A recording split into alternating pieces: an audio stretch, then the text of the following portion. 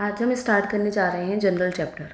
First question है हमारा, जब साहब वही रखी जाती है तब ग्राहकों को विशेष छूट की प्रविष्टि दी जाती है। तो किस में दी जाती है? जनरल में, विक्रय वही में, नकदी वही में, या फिर इनमें से कोई नहीं। तो वह होती है हमारी जनरल में, ऑप्शन ए।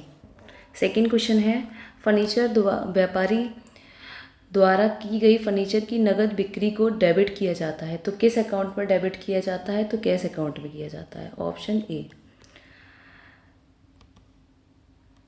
थर्ड क्वेश्चन है, समानता उत्पादों के विक्रय से हुई आय उस अवधि की आय के रूप में दिखाई देती है जिसमें क्या होती है? बिक्री हुई होती है, या रोकड़ की प्राप्ति हुई होती है, आदेश की प्राप्ति हुई होती है, या चेक की प्राप्ति। तो वह होते है बिक्री की प्राप्ति हुई होती है, ऑप्शन ए। फोर्थ क्वेश्चन है, मेमर्स स्टेशनरी मार्ट द्वारा क्रय की गई स्टेशनरी को डेबिट किया जाता है। समान व्यय खाते में, क्रय खाते में, स्टेशनरी खाते में, या उपयुक्त में से कोई नहीं। तो स्टेशनरी खाते में हमारे जनरल एक्सपेंसेस में आता है, तो ऑप्शन ए होगा हमारा। फिफ्थ क्वेश्चन है, किसी ग्राहक द्वारा वापस किए गए माल को डेबिट किया जाता है। तो वापस किए गए माल को डेबिट किया, देखिए डेबिट हमेशा सेल्स अकाउंट में डेबिट होता है, ठीक है। तो एंट्री देखेंगे विक्रय वापसी में, या ग्राहक के खाते में, क्रय खाते में, या स्टॉक खाते में। तो यहाँ पर ऑप्शन विक्रय वापसी ही है, तो ऑप्शन आपका सेल्स रिटर्न अकाउंट होगा, ऑप्शन ए। सिक्स क्वेश्चन है, एक लिपिक रमेश को भुगतान किए गए वेतन को क्रेडिट किया जाना चाहिए।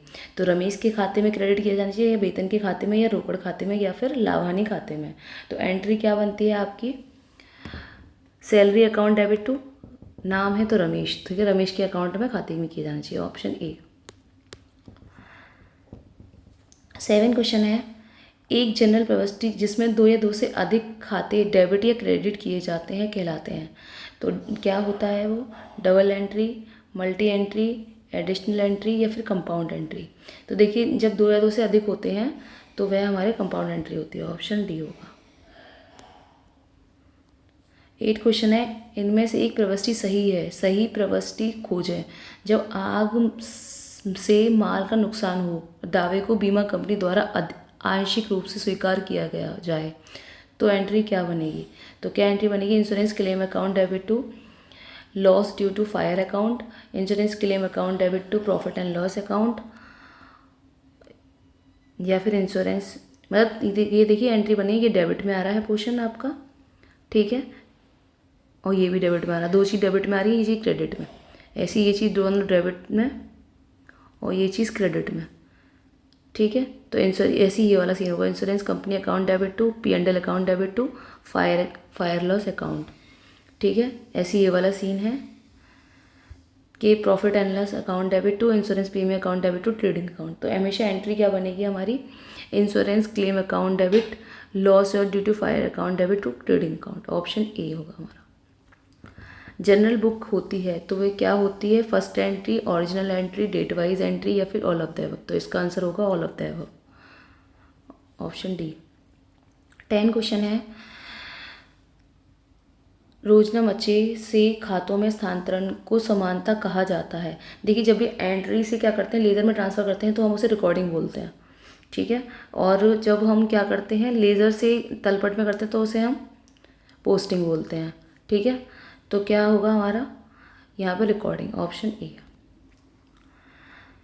11 क्वेश्चन है, एक नई मशीनरी पर स्थापना व्यय विकलित किए जाते हैं। तो किस में? स्थापना व्यय खाते में, रोकड़ खाते में, या मशीनरी खाते में, या फिर लावानी खाते में। जब भी स्थापना व्यय दिए जाते हैं तो मशीनरी अकाउंट के नाम से ही आते हैं, तो ऑप्शन सी होगा हमारा। एक मशीनरी के क्रय पर 700 रुपये ढुलाई भाड़ा दिया जाता है।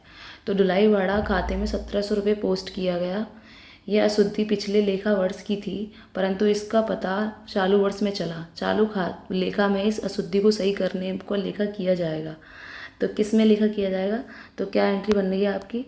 Machinery account debit suspense account debit to fate account, फिर क्या बनेगी? Machinery account debit suspense account to P&L account. देखिए मशीनरी सस्पेंस होता है वो P&L एडजस्टमेंट अकाउंट में आता है, तो एंट्री हमारी यही बनेगी, ऑप्शन बी।